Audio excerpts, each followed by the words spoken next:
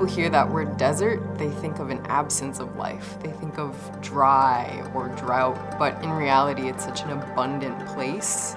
There was no error when it was named Phoenix, because no matter who you are, you can come here and you can create community, you can create a foundation, you can ascend from the ashes in spite of the constant fires that you have to fight.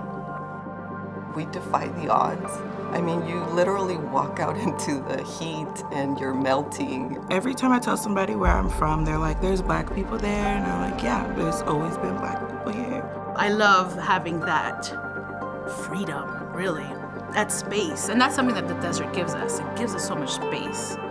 I would say Arizona is the birthplace for my creativity and fully my self-expression. This land specifically just has so much power, so much energy. Creating has been a form of resistance. It's been a tool of healing. We exist, right? BIPOC communities, Black communities, Indigenous communities are here.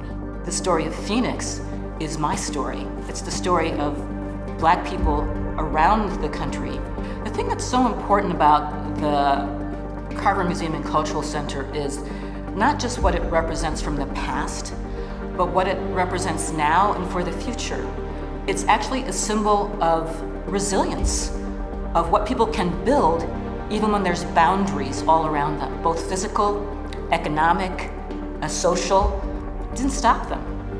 Well, the African American community here in the Valley certainly has been a support for all of our efforts for Jesus and justice, all of our efforts for making the state, the city, the county, to do right by people of color.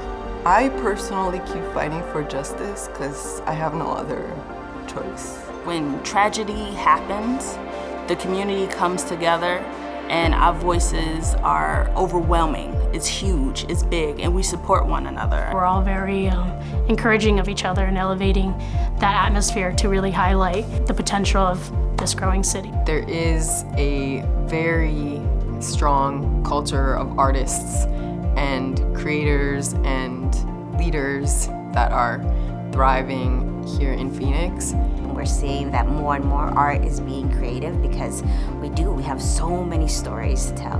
The arts seem to have sort of grown quite a bit in the last 10 years, especially appreciation for street art, mural art. We did a documentary called 28 Murals, and it was basically in more detail about the mural project. And in the documentary, one guy said that he's lived here all his life, and his favorite mural was the Barack Obama, Kamala Harris, and John Lewis mural. And he started crying. It really touched me because he said he never seen us on something so big.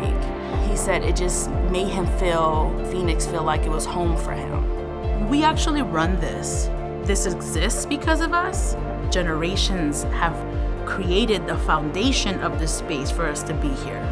You know that some of these oases will come together, coalesce, and that it really will be BIPOC-led, truly Black, Indigenous people, Latinx people, like standing up and saying, this is what we want the culture and the aesthetic of Phoenix to look like and feel like. The fight continues.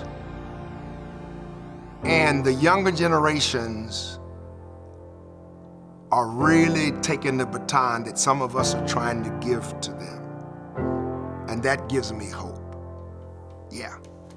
We have rooted together as a community, and nothing's gonna knock us down.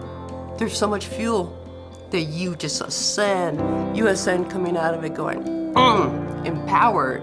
That excellence is part of who we are as African American people. Once you understand and how you weather the storm here, I think you thrive and you're able to get through. But it's not called Phoenix for no reason. It's like a place of rebirth. This too is Phoenix. This too is Phoenix.